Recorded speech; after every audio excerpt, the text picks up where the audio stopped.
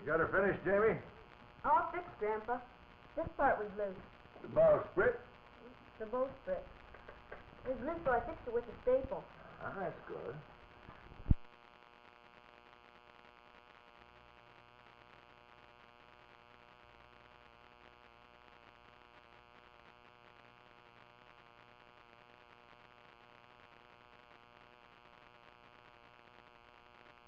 Now, the hull's the important thing, son.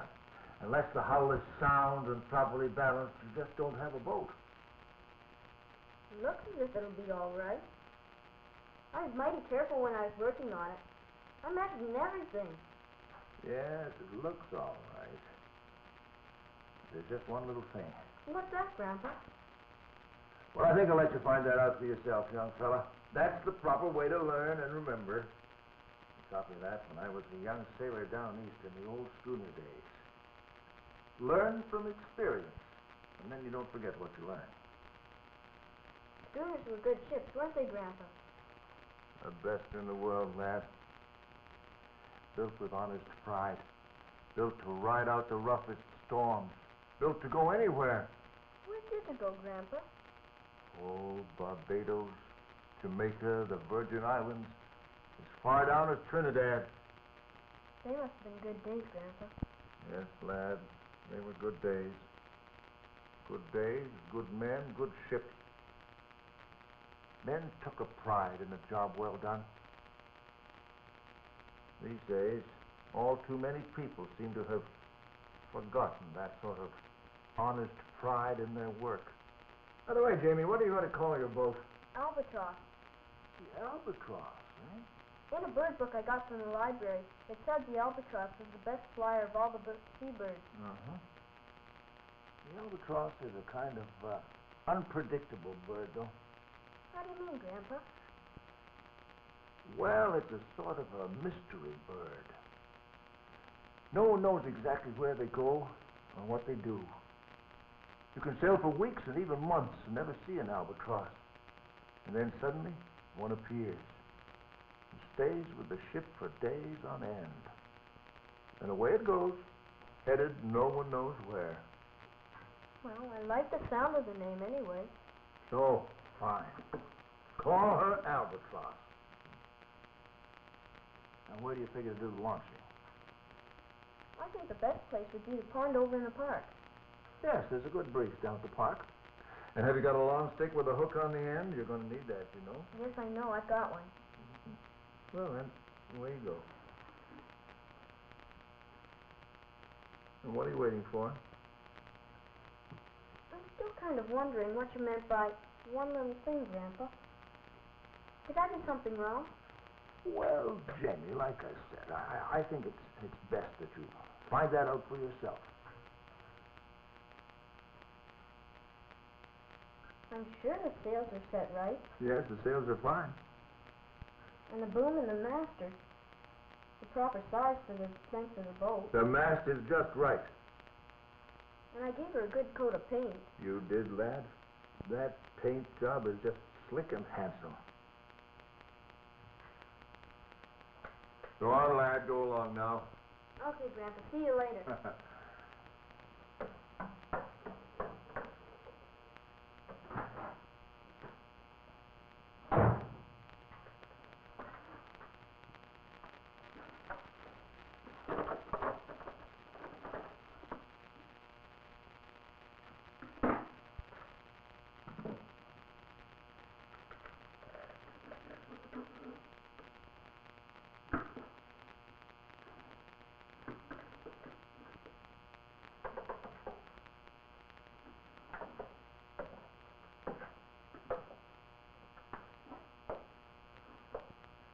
Oh, hello, Karen. You're just going out. I've just been out doing the shopping.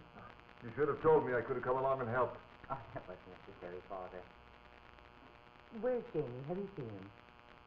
He's just gone out, over to the pond with his new boat. Is there something the matter, Karen? Yes.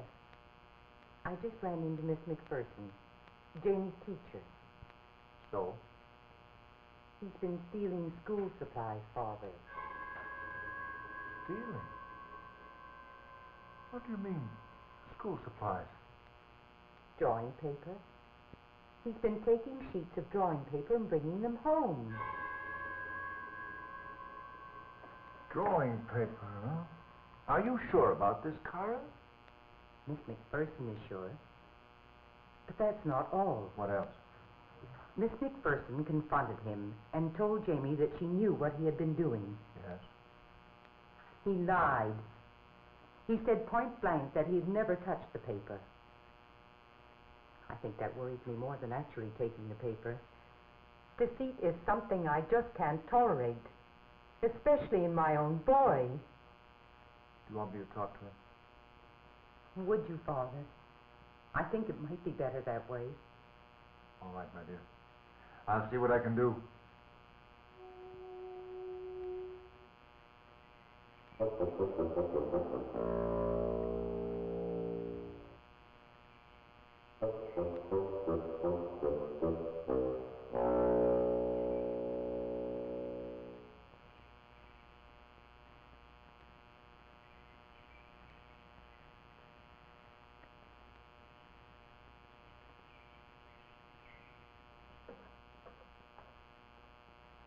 Well.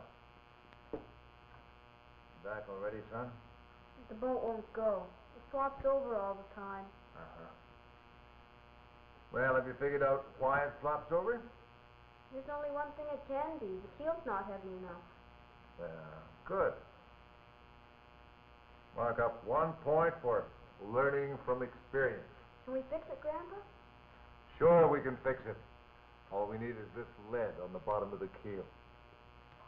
I knew what to expect, so I was getting it ready for you. Gee, thanks, Grant. Let's get it on there, huh? We'll do that, Jamie.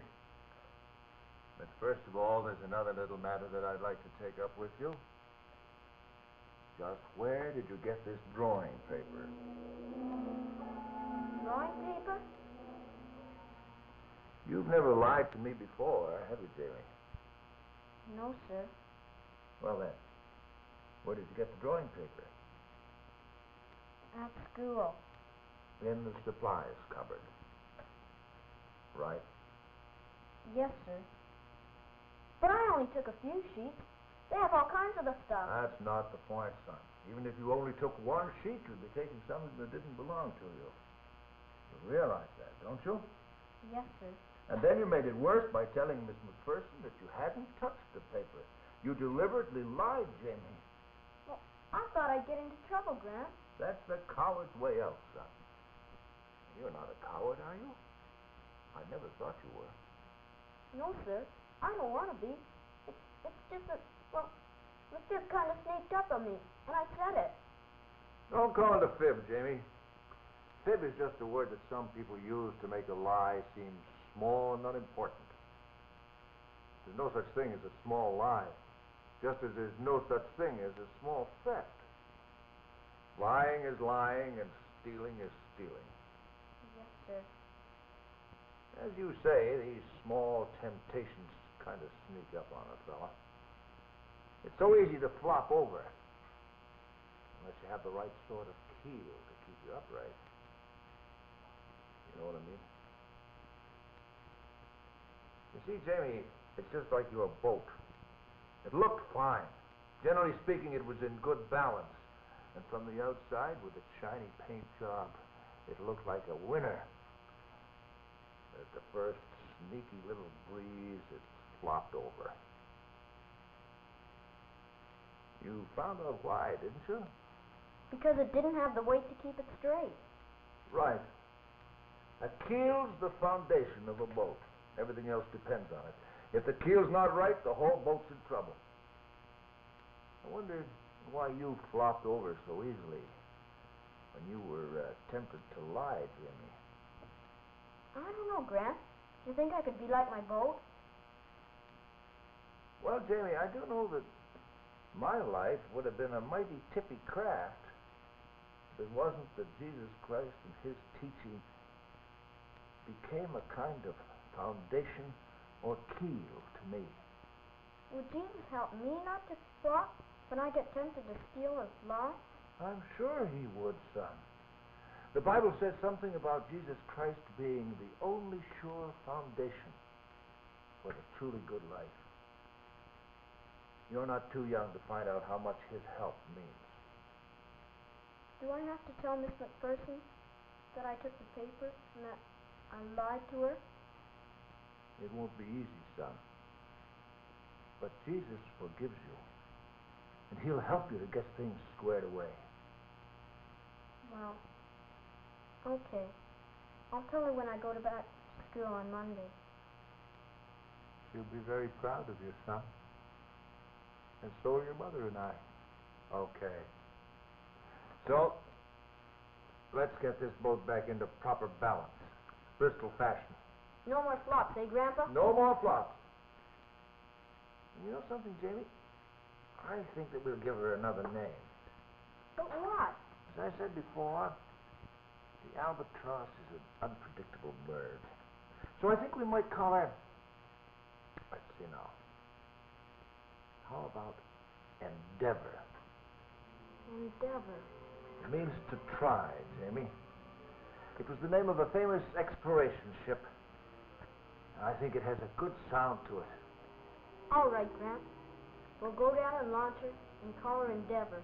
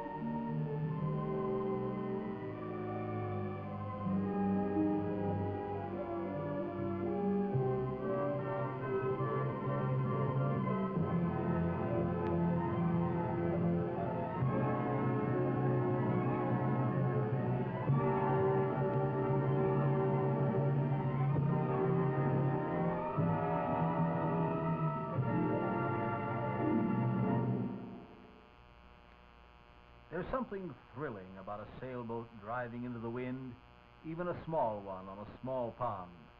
But the point is important here. A proper balance against the contrary winds of life can only be found in Jesus Christ. The verse in the Bible old Gramp Butler referred to is true. For other foundation can no man lay than that is laid, which is Jesus Christ. Join us again, won't you, when we will seek to learn more of the living Word, and of him who is, in very truth, the living Word.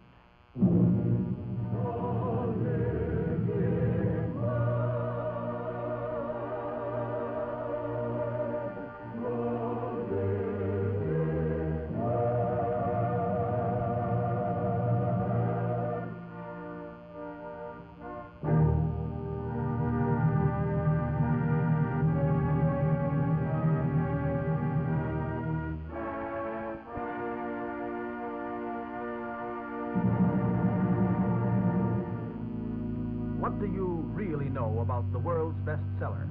This free Bible correspondence course is yours just for the asking. Simply send a letter or postcard to The Living Word, care of this station. Do it today. Do it now.